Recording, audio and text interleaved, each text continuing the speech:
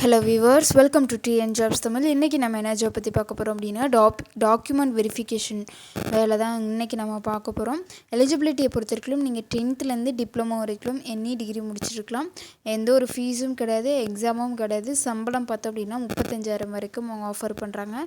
ஃபீஸை பொறுத்தவரைக்கும் SC ST PWBD woman கேண்டிடேட்ஸ்க்கு ஃபீஸே கிடையாது அப்படின்ட்டு அவங்க மென்ஷன் பண்ணியிருக்காங்க. லாஸ்ட் டேட் ஆஃப் அப்ளிகேஷன் அடுத்த மாதம் 23ஆம் தேதி வரைக்கும் டைம் இருக்குது.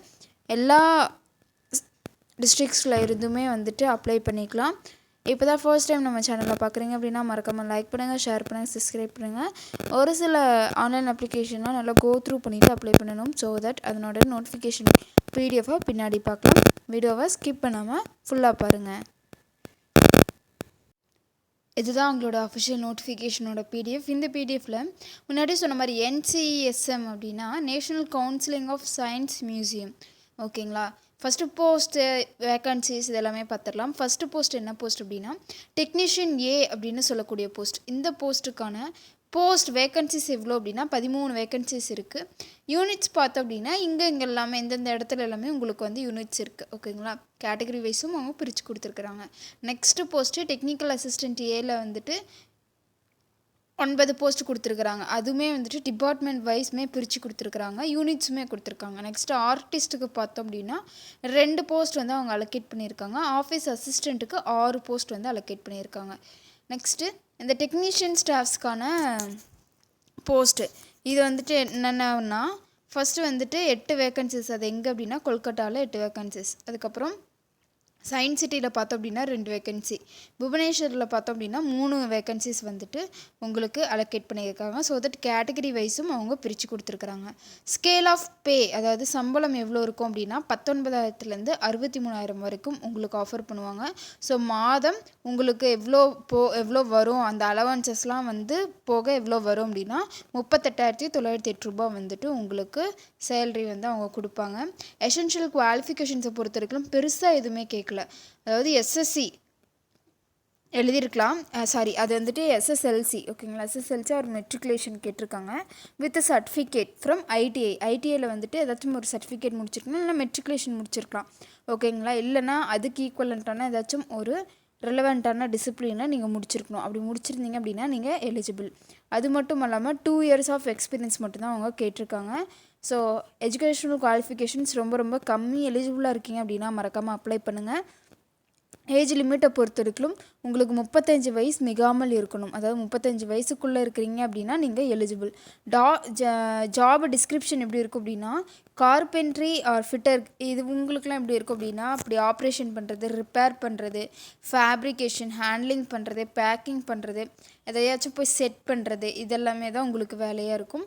எலக்ட்ரானிக்ஸ் அண்ட் எலக்ட்ரிக்கல் இவங்களுக்குலாம் எப்படி இருக்கும் அப்படின்னா ட்ரா பண்ணுறது, மெயின்டெனன்ஸ் பண்ணுறது, ஓகேங்களா. இந்த எக்யூப்மெண்ட்ஸ் எல்லாமே மெயின்டெனன்ஸ் பண்ணுறது, ட்ரேசிங் பண்ணுறது, இதெல்லாமே உங்களுக்கான வேலையாக இருக்கும். நெக்ஸ்ட்டு இந்த டெக்னிக்கல் அசிஸ்டன்ட் ஏல பார்த்தோம் அப்படின்னா அது unit wise number of post wise அவங்க பிரித்து கொடுத்துருக்குறாங்க, ஓகேங்களா. இதுக்கு சேலரி 59,000 வரைக்கும் அவங்க ஆஃபர் பண்ணுறாங்க. எஜுகேஷனல் குவாலிஃபிகேஷன்ஸை பொறுத்த வரைக்கும் டெக்னிக்கல் அசிஸ்டன்ட் எலக்ட்ரிக்கல் டிபார்ட்மெண்ட்டாக இருக்கீங்க அப்படின்னா டிப்ளமோ கோர்ஸில் நீங்கள் 3 years முடிச்சிருக்கணும், ஓகேங்களா, வித் ட்ரிபிள் கேட்டிருக்காங்க. Next technical assistant computer science டிபார்ட்மெண்ட்டில் பார்த்தோம் அப்படின்னா டிப்ளமோ கோர்ஸு கம்ப்யூட்டர் சயின்ஸில் நீங்கள் முடிச்சிருக்கலாம்.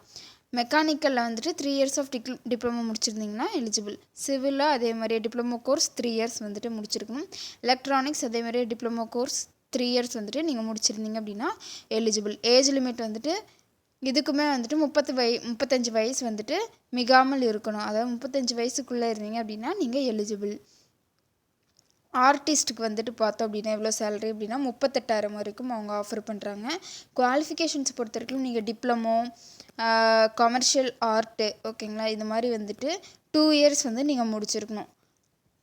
இயர் பார்த்தோம், எக்ஸ்பீரியன்ஸ் பார்த்தோம் அப்படின்னா 1 வருஷம் உங்களுக்கு எக்ஸ்பீரியன்ஸ் இருந்துச்சு அப்படின்னா நீங்கள் எலிஜிபிள்.